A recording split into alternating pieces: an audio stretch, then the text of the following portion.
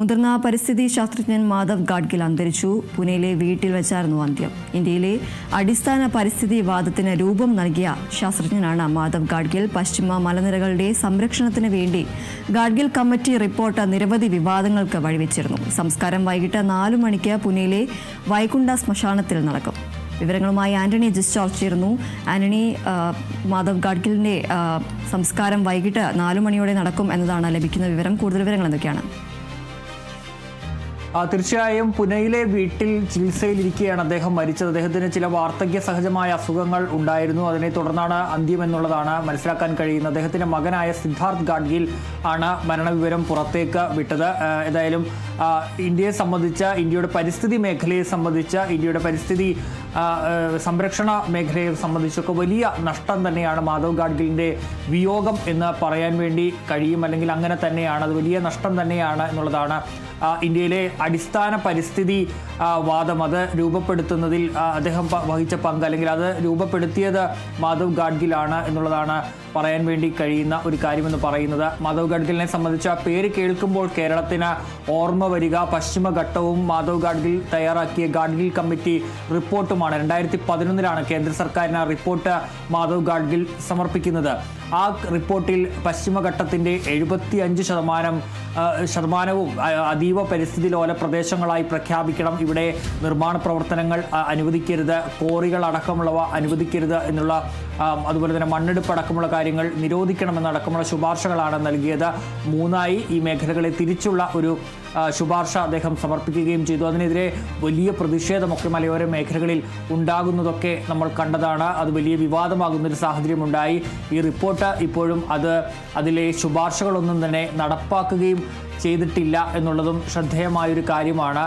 2018 പ്രളയത്തിന് ശേഷം മാധവ് ഗാഡ്ഗിൽ പറഞ്ഞത് ശരിയായിരുന്നു എന്നുള്ള ഒരു വിലയിരുത്തലൊക്കെ ജനങ്ങൾക്കിടയിലേക്ക് വരികയും ചെയ്തിരുന്നു. അങ്ങനെ പശ്ചിമഘട്ട സംരക്ഷണത്തിന് അദ്ദേഹം അതിനുവേണ്ടി നിരന്തരം പോരാടിയ ഒരു വ്യക്തിയാണ്. അതിനൊപ്പം തന്നെ ഇന്ത്യയുടെ പരിസ്ഥിതി മേഖല, പരിസ്ഥിതിയെ സംരക്ഷിക്കുന്നതിനായി നിരവധി പ്രവർത്തനങ്ങൾ അദ്ദേഹം പല മേഖലകളിൽ പശ്ചിമഘട്ടത്തിന് പുറമെ അദ്ദേഹം നടത്തുകയും ചെയ്തിട്ടുണ്ട് എന്നുള്ളതാണ് ഒരു പ്രധാനപ്പെട്ട കാര്യമായി ഉള്ളത്.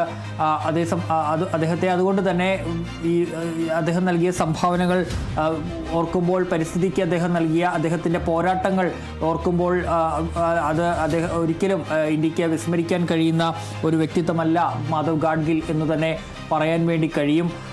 അത്രയ്ക്ക് ആ ഇടപെടലുകൾ അദ്ദേഹം അത്രയ്ക്ക് നടത്തിയിരുന്നു. ഒരു ശാസ്ത്രജ്ഞൻ എന്നതിനൊപ്പം തന്നെ ഒരു വലിയ പരിസ്ഥിതി പ്രവർത്തകനായി തന്നെ മാധവ് ഗാഡ്ഗിൽ നിറഞ്ഞു നിന്നിരുന്നു.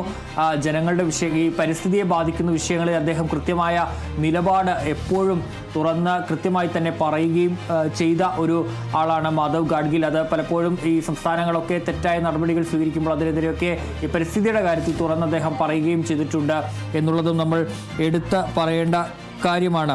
ഏതായാലും ഐക്യരാഷ്ട്ര സംഘടന അദ്ദേഹത്തിന് ചാമ്പ്യൻസ് ഓഫ് ദി എർത്ത് എന്ന പുരസ്കാരം നൽകി ആദരിച്ചിട്ടുണ്ട്. 2024 ആ പുരസ്കാരം അദ്ദേഹത്തിന് ലഭിച്ചത്.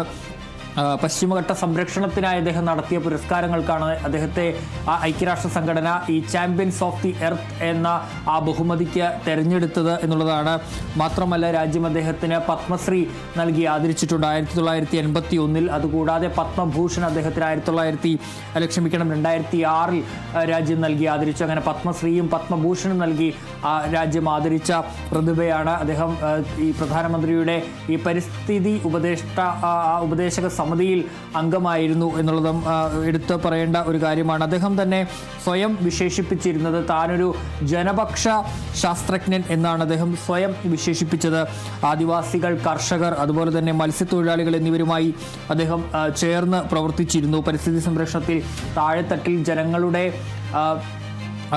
പങ്കാളിത്തം ഉറപ്പാക്കണമെന്ന് അദ്ദേഹം നിരന്തരം വാദിക്കുകയും ചെയ്ത ഒരാളാണ് ഈ മാധവ് ഗാഡ്ഗിൽ എന്ന് പറയുന്നത്. അങ്ങനെ ജനങ്ങൾക്കിടയിലേക്ക് ഇറങ്ങി ഈ അടിസ്ഥാന പരിസ്ഥിതി സംരക്ഷണമടക്കം അദ്ദേഹം അതിനെ ഊന്നി നിന്നുകൊണ്ട് ജനങ്ങളുടെ പക്ഷത്ത് നിന്ന് ജനങ്ങൾക്ക് വേണ്ടി, അല്ലെങ്കിൽ അതോടൊപ്പം തന്നെ പരിസ്ഥിതിക്ക് വേണ്ടി, പരിസ്ഥിതിയെ എങ്ങനെയൊക്കെ ഈ കാത്ത് രക്ഷിക്കണം, പ്രത്യേകിച്ച് പശ്ചിമഘട്ടം അത് വളരെ പ്രധാനപ്പെട്ട ഒരു മേഖലയാണ്. പ്രത്യേകിച്ച് മഹാരാഷ്ട്രയിൽ നിന്ന് തുടങ്ങി കേരളത്തിൽ അവസാനിക്കുന്ന ആ പശ്ചിമഘട്ടം, അതിൻ്റെ സംരക്ഷണം എത്രത്തോളം പ്രധാനപ്പെട്ടതാണ് എന്നുള്ള എന്നുള്ള കാര്യം എപ്പോഴും അദ്ദേഹത്തിൻ്റെ ഗാഡ്ഗിൽ റിപ്പോർട്ടിലടക്കം അദ്ദേഹം ഊന്നിപ്പറയുകയും അതിനുവേണ്ടിയുള്ള പോരാട്ടം നിരന്തരം അദ്ദേഹം നടത്തുകയും ചെയ്തിട്ടുണ്ട്. ഏതായാലും വലിയ ഒരു നഷ്ടം തന്നെയാണ് രാജ്യത്തെ സംബന്ധിച്ച, പ്രത്യേകിച്ച് പശ്ചിമഘട്ട സംരക്ഷണത്തിൻ്റെയൊക്കെ കാര്യത്തിൽ അദ്ദേഹത്തിൻ്റെ വിയോഗം. അദ്ദേഹത്തെ പോലെ ശക്തമായ നിലപാട് എല്ലാ കാര്യങ്ങളിലും തുറന്ന് പറയുന്ന, പ്രത്യേകിച്ച് പരിസ്ഥിതിയുമായി ബന്ധപ്പെട്ട വിഷയങ്ങളിലൊക്കെ കടുത്ത